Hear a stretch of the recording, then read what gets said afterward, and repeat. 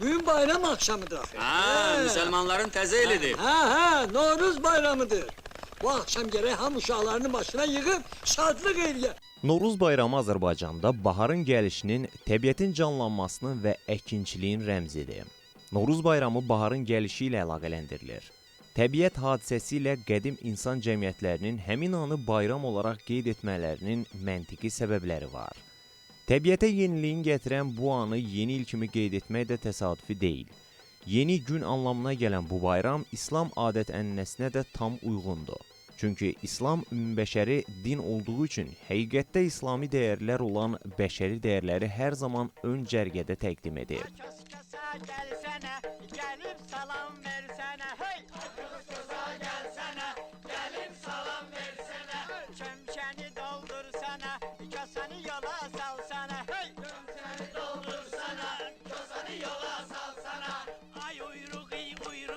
Çaqqalı at quyruğu, kosan bir oyun eylər, keçini qoyun eylər, yığar yağın düyüsün, keçəlin toyun eylər. Azərbaycan xalqının milli adət-ənənəsinə görə Novruz bayramında küsüllər barışmalı, qohumlar bir-birini ziyarət edib bayram süfrələri açılmalıdır. İnsanlar baharın gəlişi ilə torpağın əkib becərilməsinə başlayır, bağban meyvə ağaclarını buduyur, uşaqlar Novruzgülü dərmək üçün dağlara, yamaclara, meşələrə üst tuturlar. Xalqımızın min illər ərzində yaranan, formalaşan adətləri, ənənələri sədaqətlə, sevgilərlə yaşadılar. Bunlar da vətənsevərliyin təzahürüdür. Böyük alim Azərbaycanı varlığı ilə sevən akademik Xudu Məmmədov deyirdi: "Siz uşaqlara vətəni tanıdan, özləri sevəcəklər. Ailədə, məktəbdə uşaqlara vətən haqqında danışılanlar da xalqın yaşarı adətləri, ənənələri də vətəni tanıtma missiyasıdır. Vətən tanıdılır, vətən sevdirilir, vətən sevilir. Biz də vətəni belə tanımağa başlamışıq, belə sevmişik." Bax, buna deyərəm kişilik. Sovet İttifaqı illərində Novruz bayramı rəsmi olaraq qadağan edilmişdi və qeyd olunmasına maneələr törədilirdi. Lakin Heydər Əliyevin 1969-1982-ci illərdə Azərbaycan Komünist Partiyasının birinci katibi olduğu dövrdə o Novruzun rəsmi səviyyədə qeyd olunmasına şərait yaratdı. 1970-ci illərdə Bakıda və regionlarda Novruz şənliklərinin keçirilməsinə icazə verildi. Milli mənəvi dəyərlərin qorunmasına diqqət yetirildi. Xalqın Novruza olan sevgisini nəzərə alaraq bu bayramı rəsmi səviyyədə qeyd etməyə şərait yaratdı. Novruz bayramı bizim xalqımızın qədim milli bayramıdır. Novruz bayramı hər bir Azərbaycanlının qəlbinin bayramıdır. Hər bir insanın bayramıdır. Hər bir ailənin bayramıdır. Bizim müstəqil Azərbaycan torpağının Azərbaycan Respublikasının bayramıdır.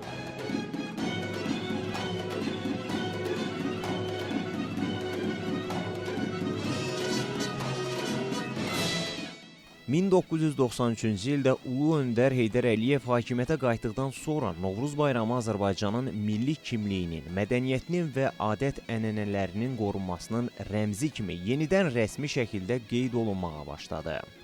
Ancaq Ulu Öndərin bir arzusu vardı. Bu da işğal olunmuş torpaqların azad edilməsi və orada Novruz bayramının qeyd olunması idi.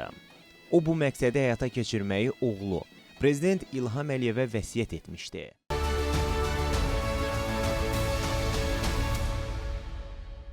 Mən ehtiyatda olan gizir Quliyev Kənan Camaloğlu 2008-ci ildə Azərbaycan Respublikasının Silahlı Qüvvələrində əskər kimi həqiqi xidmətə başlamışam. 2008-2010-cu illərdə həqiqi hərbi xidmətimi başa vurduqdan sonra belə bir qərara gəldim ki, mən hərbi qulluqçu olum. Ondan sonra başladım müddətdən artıq həqiqi hərbi qulluqçu kimi xidmət eləməyə. Bir müddət keçdikdən sonra gizirlik kursuna sənədlərimi verdim, imtahanlardan keçdim və getdim Silahlı Qüvvələrin gizirlik məktəbini oxudum və gizir həqiqi hərbi rütbəsi alaraq yenidən qayıtdım en saylı hərbi hissələrin birində xidmət etməyə. En saylı hərbi hissələrin birində xidmət etməyə başladım və orada xidmətin müddətində müxtəlif hərbi hissələrdə başladım xidmət keçməyə, həqiqi xidmət keçməyə. Ondan sonra bu aprel döyüşləri ərəfəsinə gəldi, düşdü. Aprel döyüşləri ərəfəsində mən düzdür ön xəttdə olmadım. Arxa belə deyim də elə bir ki, ikinci strateji mövqelərdə oldum. Amma ona baxmayaraq, yəni Müdafiə Nazirliyinə dəfələrlə məktub ünvanladım ki, xahiş edirəm, mənim də ön xəttdə xidmətimi davam etdirməyimə köməklik göstərəsiniz. Və mənim bir hərbi hissə komandirim var idi. Bir gün məni çağırdı. Dedi, sənin fikrin nədir? Dedim, ön xəttdə xidmət eləmək. Dedi, narahat olma. Ha vaxt döyüş olsa, mən səni özümlə aparacam. Yəni, sən bu məktubları dayandır. Yəni, çünki səndən hər gün məktub gedir Müdafiə Nazirliyinə. Bu məktub da bizə gəlir, çatır ki, bu gizir nə eləmək istəyir. Nəsə bir müddət keçəndən sonra yenidən elə oldu ki, hərbi hissə komandirimiz dəyişildi və hərbi hissə komandirimiz dəyişilən kimi mən yenə başladım Müdafiə Nazirliyinə. Bir neçə dənə telefonogramma vurduqdan sonra məni ön xəttə göndərdilər. Ön xəttə göndərdilər və getdim, artıq xidmətimi başladım ön xəttə davam elətdirməyə. Ön xəttdə təzə gedən müddətdə məni Azərbaycan Respublikasının Silahlı Qüvvələrinin 100 illik paradı ilə bağlı iştirak etmək üçün Bakı şəhərinə ezam elədilər. Mən gəldim Bakı şəhərində, birinci paradda iştirak elədim. Birinci paradda çox gözəl öz çıxışlarımızı elədik və qayıtdıq, getdik. Qayıdıb gedəndən hardasa bir 2 ay çəkəndən sonra yenidən bizi çağırdılar ikinci paradda iştirak eləməyə və ikinci paradda da gəldik, iştirak elədik. Yenə öz vəzifə borcumuzu layiqincə yerinə yetirdik. Qayıtdıq, getdik. Ondan sonra biz gördük ki, həqiqətən də orduda vəziyyət dəyişir. Düşmən günü-gündən təxribatlar törətməyə başlayır və bizim neçə illər gözlədiyimiz an artıq gəlib çatmışdı. Neçə illər idi gözlədiyimiz an o idi ki, Cənab Ali Baş Komandanımız İlham Əliyevin verdiyi tapşırığa əsasən mənfur düşməni məhv eləmək. Və elə oldu ki, bizə bu əmr tapşırıq gəldi ki, düşmən təxribat törədir, düşmənin təxribatının qarşısını alın. Düşmənin təxribatının qarşısını alın və biz başladıq düşmənin təxribatının qarşısını almağa. Öz vəzifə borcumuzu yenə bir daha layiqincə yerinə yetirdik. Allah şəhidlərimizə qəni-qəni rəhmət eləsin. Bəli, çox şəhid verdik, amma demək olar ki, bugünkü gündə bizim alnımız açıqdır. Bütün dünya qarşısında öz sözümüzü deyirik. Cənab Ali Baş Komandanımızın göstərdiyi uğurlu siyasət nəticəsində biz bütün Qarabağı işğaldan azad elədik. Yenə deyirəm, Allah şəhidlərimizə bir daha qəni-qəni rəhmət eləsin, qazilərimizə şəfa versin. Hal-hazırda bugünkü gündə Səngərdə ön xəttdə xidmət edən zabit gizir əsgərlərimizi qorusun. Və bugünkü gün çox gözəl bir günə tuş gəlir ki, bizim burada bu çəkilişi aparmağımız həm belə deyim də ikili bayram keçiririk. Həm müqəddəs oruçluq bayramımızdır, həm Novruz bayramımızdır. Bu hər ikisi bir yerdə demək olar eyni aya təsadüf eləyir və bu günlərim çox gözəl günlərdən birinə tuş gəlir ona görə ki, biz xidmətdə olanda bu Novruz bayramını, oruçluq bayramımızı çox vaxtı yəni orada qeyd eləmişik. Və bizim üçün yenə deyirəm, dövlətimiz, ordumuz, zabit gizirlərimiz həmişə əsgərlərimizi daimi diqqət qayğıda saxlayıblar. Əl-əsus da bu bayramla bağlı. Çünki belə deyək də, əsgərlər xidmətdə keçirdikləri üçün bu bayramı bizim demək olar zabit gizirlərimiz axşamı gözləyirdilər, evlərinə getmirdilər ki, birinci tonqal qalansın, birinci bu bayramı əsgərlərlə qeyd eləsinlər. Ondan sonra gedib evdəki öz valideynləri ilə, övladları ilə keçsinlər. Bu çox gözəl bayramlardan biridir. Azərbaycanımızın qədim bayramlarından biridir.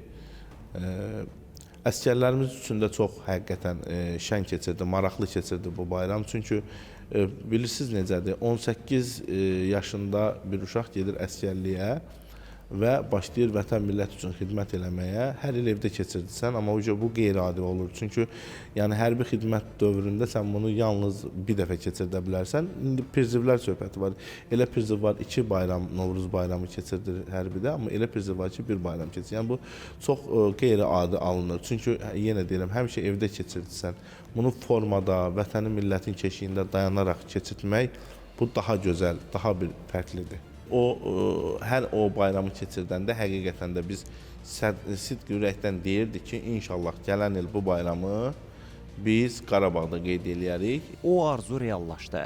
30 il ərzində Azərbaycanda böyükdən kiçiyə hər kəsin bir arzusu vardı. Hər Novruz bayramında gələn il bu bayramı Qarabağda qeyd edək arzusu. Bayramın Şuşada, Xankəndində, Laçında, Ağdamda, Kəlbəcərdə qeyd edilməsinin arzusu ilə yaşayırdıq. Biz o günü səbirsizliklə gözləyirdik. 2020-ci il Vətən müharibəsi bizə həm qədim bayramımız olan Novruz bayramını, həm də zəfəri istədiyimiz arzu diləklə qeyd etməyi bizə nəsib elədi. Sizin bu sözə bir qüvvət verim. Mən əslim Ağcabədlidir və 2019-cu ilin axırları idi, səhv eləmirəmsə, bu oruçluq bayramı günü mənim bir yaxın qohumum var. O bizi iftara çağırdı. Mən onda məzuniyyətdə idim, rayondaydım. Və getdik bizim Ağcabədi rayonunda, məsələn, tanınmış bizim axundlarımız, mollalarımızdan var.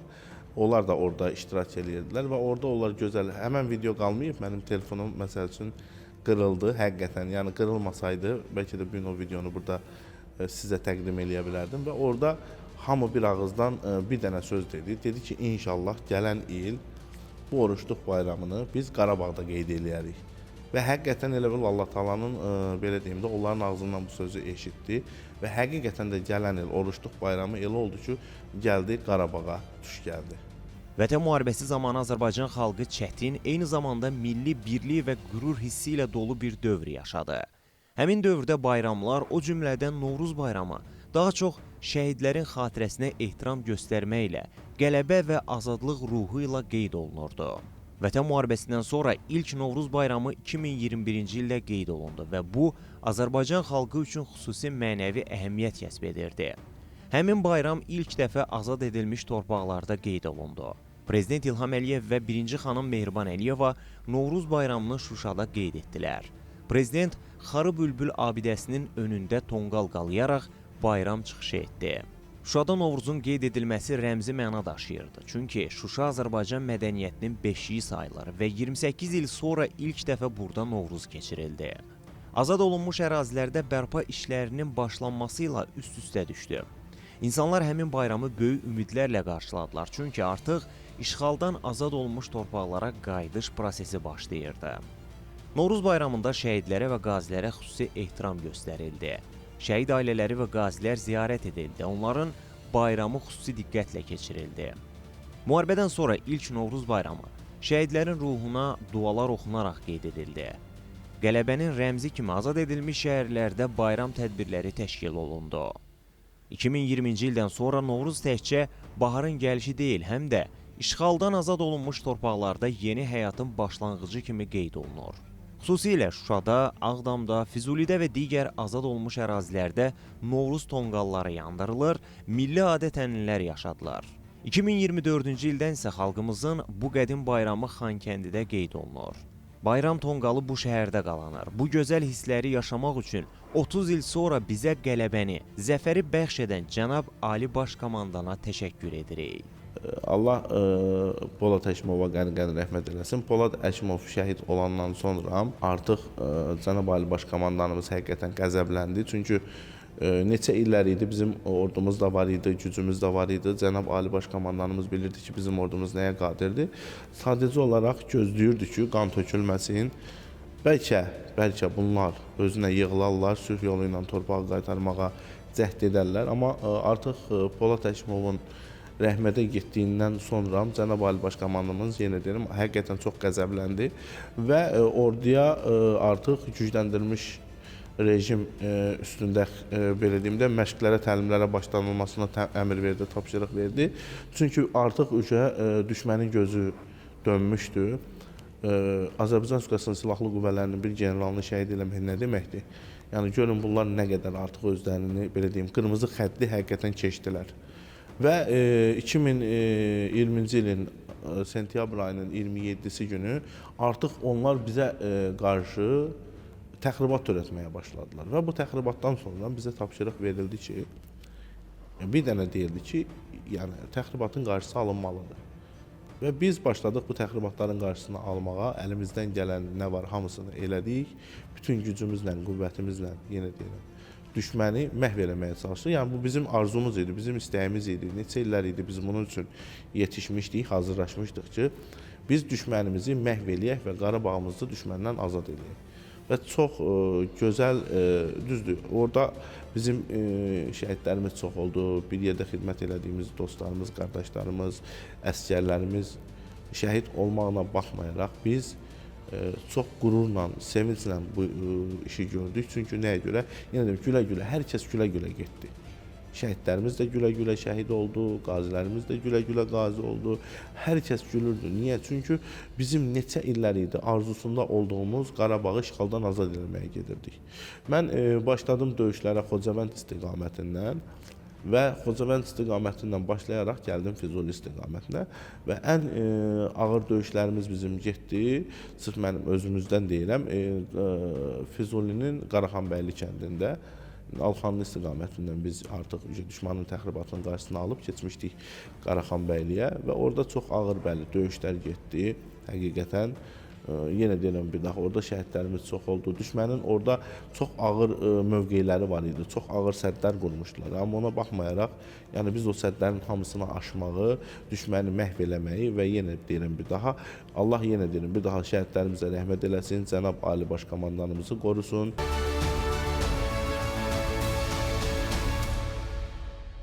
Bayramlar ərəfəsində bəli, maraqlı çox şeylər olubdur. Məsəl üçün mən belə deyim, arxada xidmət edəndə də bu bayramları qeyd etmişik, ön xəttdə də qeyd etmişik. Ön xətt elə bir yerdir ki, yəni Səngərdə bildiyiniz kimi yemək ora hazır vəziyyətdə gəlir. Orada artıq yemək pişirmək üçün şərait yoxdur. Biz özümüz orada məsəl üçün belə deyim, ayda bir dəfə aşağı düşürdük də, yəni orada icazə yox idi, hər dəqiqə ilə düşmək olmurdu. Çünki post yiyəsi qoymaq olmaz. Biz məsəl üçün mən post başçısı olmuşam. Post başçısı olduğum üçün də ayda bir dəfə yalnız məni əvəz edici, dəyişdirici gələrdi, məni dəyişdirərdi. Mən düşərdim aşağı, ehtiyatlarımı qarşılayardım. Məsəl üçün lazım olan şeyləri alardım, tədarükümü eləyib qayıdardım. Bizim üçün maraqlı olan o idi ki, məsəl üçün biz Səngərdə xidmət eləyəndə yaxşı süfrə açırdıq. Orada o bizim bu dədə-baba yeməklərimizdən olan aşı Səngərdə dəmləyirdik, özümüz eləyirdik bunları.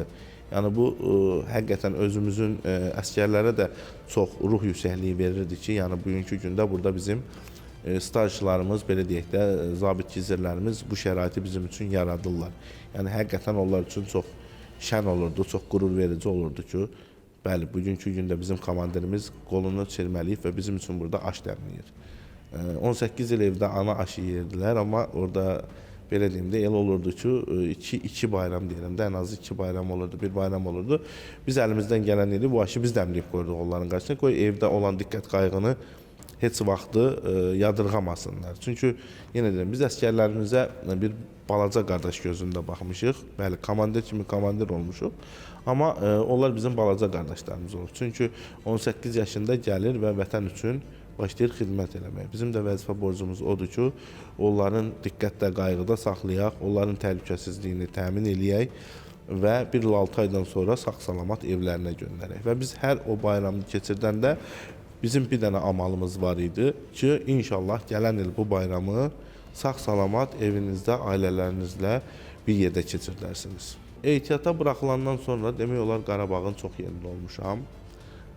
Yəni mən qazi olmağıma, düzdür, bugünkü gündə problemlərimiz çoxdur, müəyyən xəstəliklərimiz var, artıq o gücümüz yoxdur əvvəlki kimi, amma ona baxmayaraq biz yenə də əlimizdən gələni eləməyə bugünkü gündə hazırıq və ona görə də bizim bilirsiniz 2020-ci ildən sonra yüngül düşmənin təxribatları oldu və o təxribatların qarşısını almaq üçün bizim yenə müəyyən əməliyyatlarımız oldu və hər əməliyyatda bizim əlimizdən gəldiyini etdik. Yəni Qarabağın belə deyim də müxtəlif yerlərinə icazə aldıq getdik. Mən Şuşada olmuşam, Laçında olmuşam, Xankəndində olmuşam, demək Hadrutda olmuşam, Füzulidə olmuşam, Xocavənddə olmuşam, Ağdamda olmuşam. Demək olar bu rayonların hər birində olmuşam, hər birini qarşı-qarşı gəzmişəm və bilirsiniz bizim bu işğaldan azad olan ərazilərimizdə bizim düşmənlərlə aramızda səddlər var. O səddləri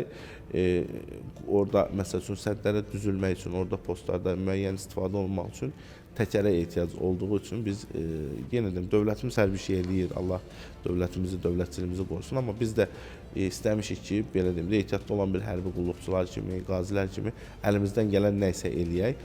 Və ən əsası Laçın istiqamətinə biz çox getmişik. Çünki Laçında bizim en saylı hərbi hissələrimiz var.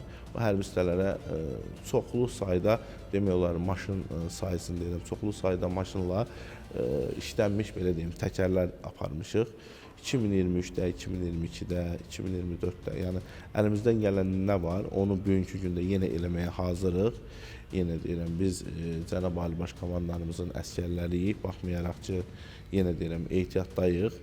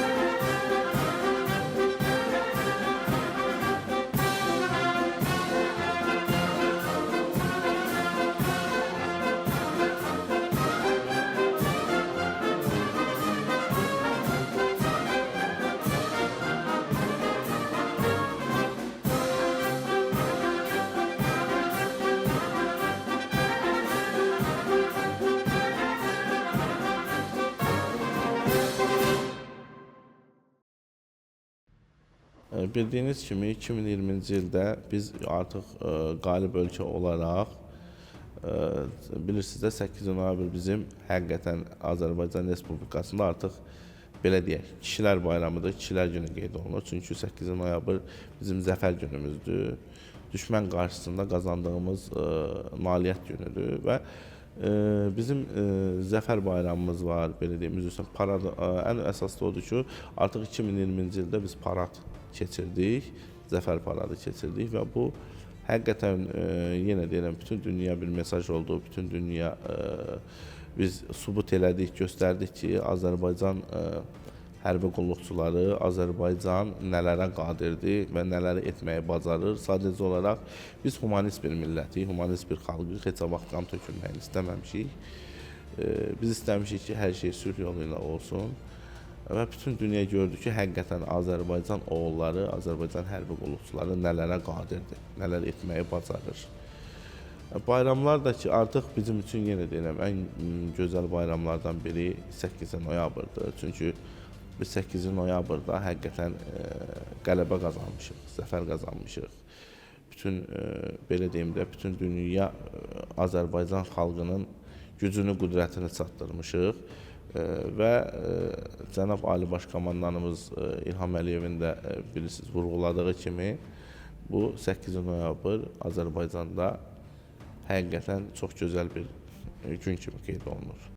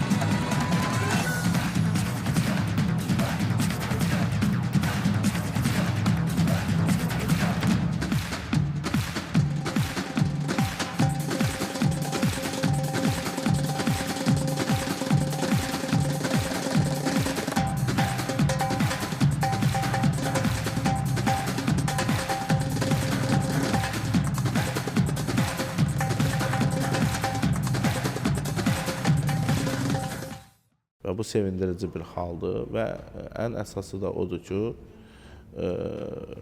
belə deyək də,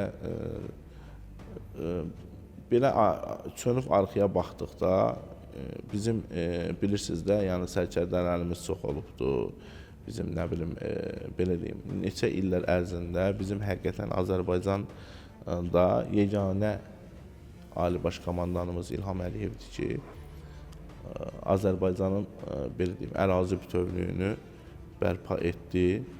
Yeganə Ali Baş Komandandır ki, Azərbaycana torpağını geri aldı, qaytardı. Biz arxada yenə deyirəm, baxanda, yəni bu cənab Ulu Öndərimiz Heydər Əliyevin siyasətinin davamçısı oldu. Bu hər bir insana da nəsib olmur, hər bir övlada da nəsib olmur ki, o belə bir söz var, deyir, ata vəsiyyətini yerinə yetirsin. Yəni bizim yenə deyirəm, cənab Ali Baş Komandanımızın dediyi kimi ata vəsiyyətini yerinə yetirdi və 8 noyabr bayram kimi Azərbaycanda qeyd olunmasına səbəb oldu və bütün Azərbaycan xalqına göstərdi ki, həqiqətən də ki, biz hər bir şeyə qadirik, hər bir şeyi bacarırıq və ən əsas da odur ki, yadınıza düşərsə, cənab Ulu Öndərimizin bir sözü var idi, deyirdi ki, biz inşallah Novruz bayramını Şuşada keçirdəcəyik. Yəni, bilirsiniz, bunlar elə belə sözlər deyil idi. Bunları vaxtı ilə deyəndə bilirdi ki, vaxt gələcək, həqiqətən də onun davamçısı İlham Əliyev torpaqları işğaldan azad edəcək bir cavan kadr kimi, bir cavan gənc kadr kimi, Ulu Öndərin davamçısı kimi bilirdi ki, bu yolu gedəcəkdir, əlindən gələni edəcəkdir və fikir verirsinizmi ki, bu boyda xalqı Ulu Öndər cənab prezidentimiz İlham Əliyevə tapşırdı və tapşırıq verdi ki, məndən sonra bu xalq sənə əmanətdir və bu xalqın yenə deyirəm, başını uca etdiyi cənab Ulu Öndərimizin verdiyi tapşırığı həqiqətən layiqincə yerinə yetirdi. Lazımı olan yerlərdə lazım olan sözləri dedi və Qarabağın işğaldan azad olunmasına göstəriş verdi. Özü də 44 gün bizimlə bərabər demək olar. Biz Səngərdə, o otaqda bütün dünya ilə vuruşdu və bugünkü gündə biz buna nail olduq və bugünkü gündə yenə deyirəm, bizim üçün çox sevindiricidir, gözəldir bu bayramlar. Çünki biz bunları canımız bahasına qazanmışıq. Bu bayramları da qeyd eləmək bizim haqqımızdır və mən bir daha vurğulamaq istəyirəm. Allah şəhidlərimizə qəni-qəni rəhmət eləsin. Allah onların ailələrinə səbir versin, övladlarına səbir versin, yoldaşlarına səbir versin və onların da bugünkü gün həm Ramazan bayramını təbrik eləyirəm, həm Novruz bayramını təbrik eləyirəm ki, yəni onların övladlarının sayəsində, onların vətən üçün verdiyi övladların sayəsində bugünkü gündə biz bu bayramları qeyd eləyə bilirik, rahat, firavan şəkildə yaşaya bilirik.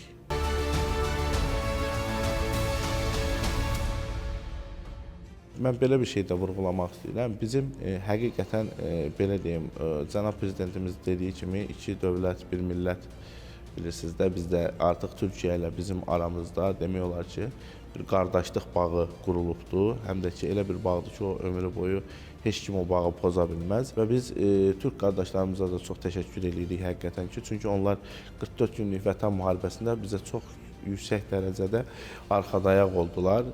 Söhbət o deyil ki, gəldilər, onlar bizlə çin-çinə döyüşdülər, amma onlar bizə həqiqətən mənəvi dəstək oldular. Onların o belə deyim, ən mühasir texnikalarından, silahlarından biz istifadə elədik. Ən əfsusda Bayraqdardan özünüz bilirsiniz ki, Bayraqdar Qarabağda 2020-ci ildə Dağlıq Qarabağın işğaldan azad olunmasında sözünü demiş, həqiqətən Türkiyənin gözəl bir silahlarından, istehsal olan gözəl bir silahlarından biri oldu. Və bir daha onu da vurğulamaq istəyirəm. Nə gözəl ki, sizin bugünkü gündə, yenə deyirəm, verilişin də adı Bayraqdardır. Məni bura dəvət etdiyiniz üçün sizin Bayraqdar verilişinə çox sağ ol deyirəm, kollektivinə təşəkkür edirəm ki, bugünkü gündə bizi layiq görüb bu verilişə çağırdı. Sizin də hər birinizin kollektiv olaraq bayramını təbrik edirəm. Çox sağ olun, var olun, minnətdarım.